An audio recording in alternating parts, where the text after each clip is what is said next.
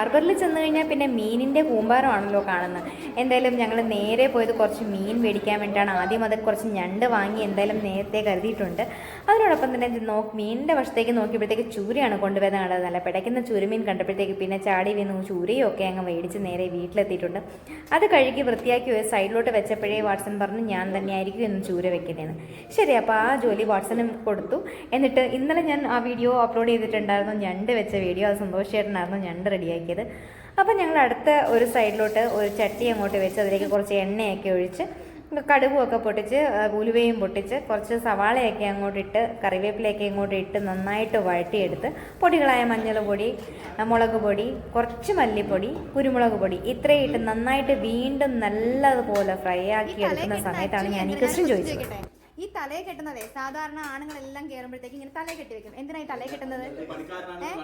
പണിക്കാരനാണെന്ന് കാണിക്കാനാണോ? സാധാരണ പെണ്ണുങ്ങളാണ് എല്ലാ ദിവസവും കിച്ചണിൽ കയറുന്നത്. വല്ലപ്പോഴും കയറുമ്പോൾ ഈ തലയെ കെട്ടി വെക്കുന്നത് എന്താണ്? അതാണല്ലേ. ശരി, മുടി വീഴാതിരിക്കാനാണെന്നാണ് അവരുടെ അഭിപ്രായം. എന്തായാലും നിങ്ങളുടെ അഭിപ്രായം എന്തെങ്കിലും ഉണ്ടെങ്കിൽ കമൻറ്റ് ചെയ്തേക്കുക. എനിക്കതിൻ്റെ ആൻസർ ക്ലിയർ ആയിട്ടില്ല ഇപ്പോഴും.